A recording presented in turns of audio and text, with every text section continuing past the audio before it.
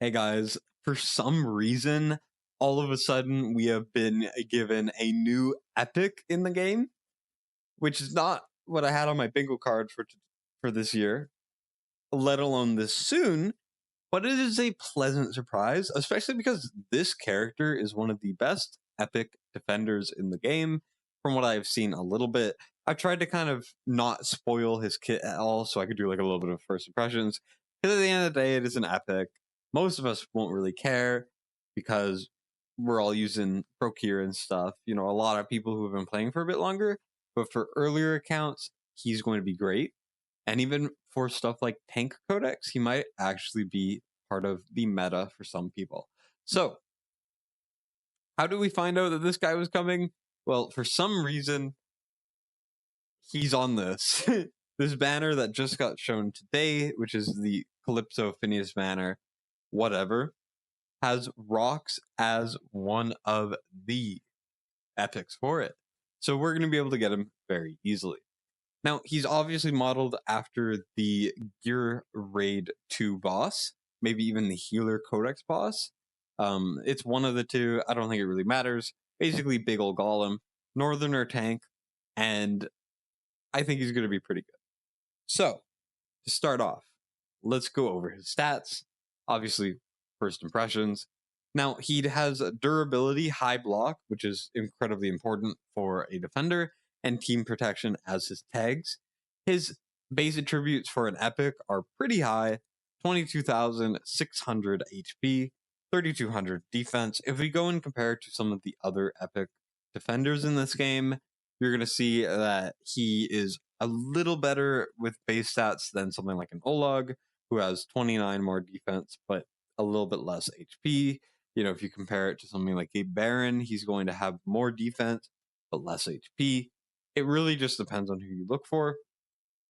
But his base stats are pretty decent at the end of the day. Now, he also has, you know, some skills, of course, starting with the talent, which is going to be damage scales of defense. Realistically, there's only like one viable defense damage dealer, which is gone in the game. And even then, he's not very good. So I hope this guy actually does good defense-based damage. But at the end of the day, it's highly unlikely. They need to make more HP based and defense based damage dealers, I think, because realistically this is useless. Now he also does grant physical damage reduction and magical damage reduction to adjacent allies, and during the ultimate applies a stronger version of each of them. This is actually really sick because, I mean, if you put him in the group of a bunch of people, it's going to basically do what Procure does in his ultimate, which is give damage reduction, and he does it permanently and stronger than his ult. This is going to be pretty good, especially if you are earlier on in the game, of course, because, like I said before, and will continue to say, it's an epic defender. Don't look at it from a end game point of view. We've needed new epics for a while. We've been asking for new epics. I'm glad they're releasing new epics. This kind of caught me off guard. Now, base attack is pretty basic for an epic.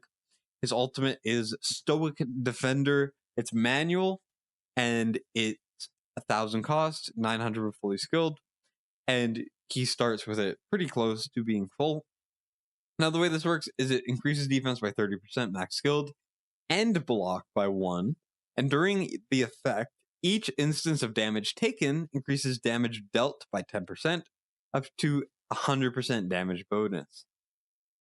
I don't know if he'll be a decent DPS. That is obviously something we have to test when he comes out. But that's kind of interesting. The block is the thing that really catches my eye. For stuff like Tank Codex, which is the main reason why you would need someone like this, if you don't have all the meta units like Aegon, a Reeve, a Cyrus, you know, all of these units, he's going to be one of the best epic defenders for that.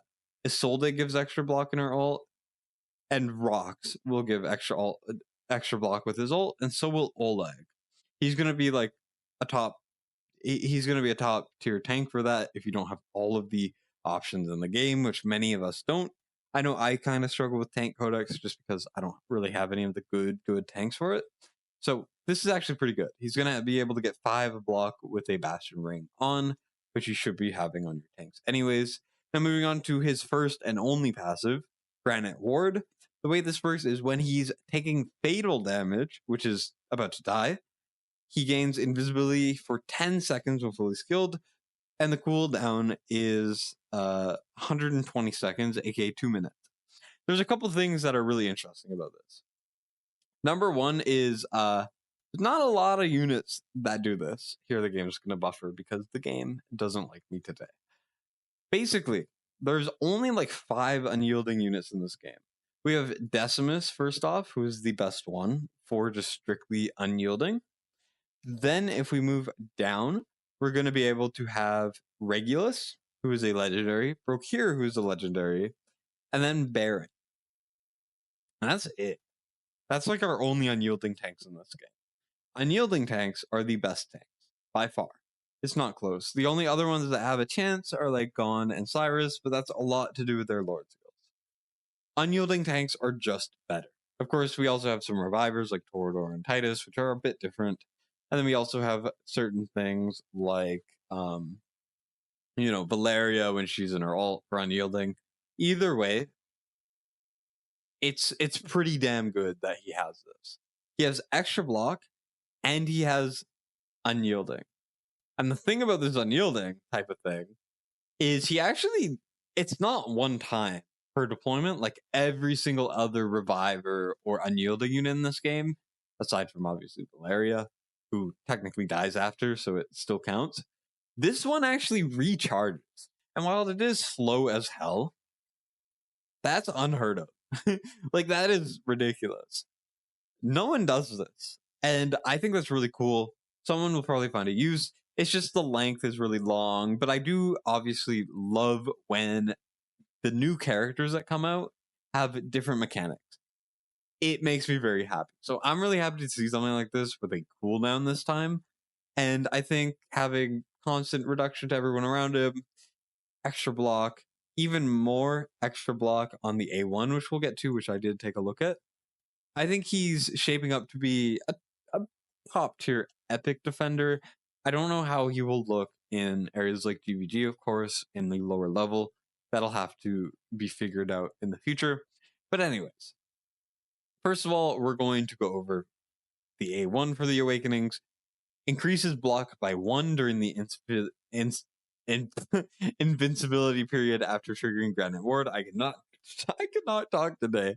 But basically during this phase, which is 10 seconds long, when he's about to die, he gains a block.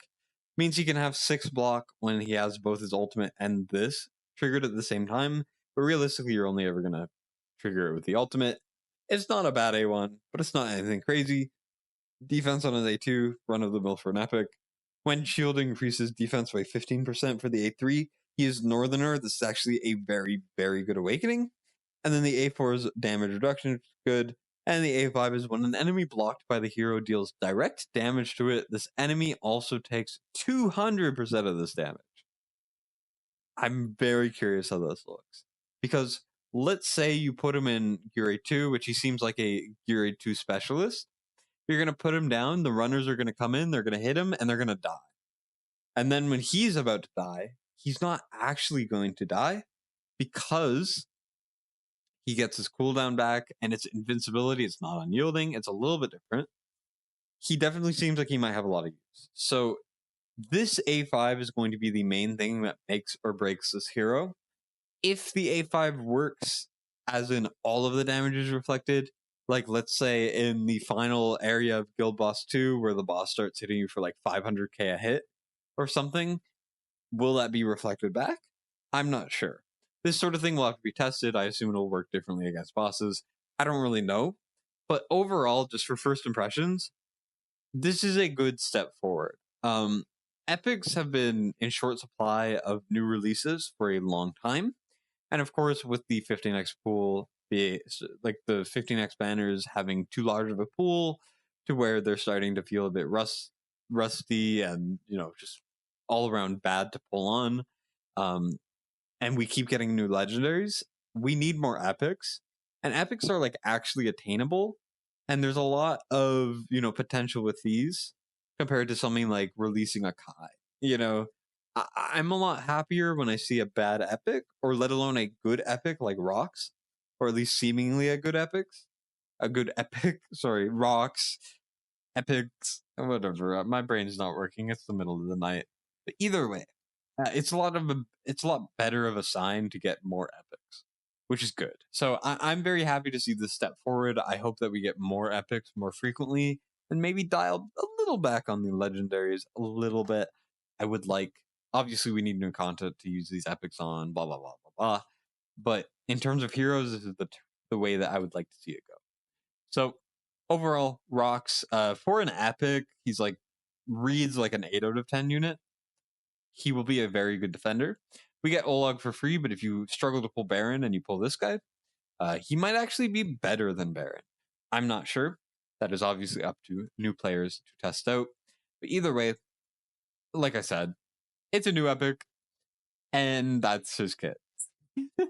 It's hard to get excited over like good epics because like defenders, because it's like what broke here eats them for breakfast, lunch, and dinner. So I'm not gonna get that excited, but it is a good start. So, anyways, that's it for me. Thank you guys for watching. I appreciate y'all, and Destined signing out.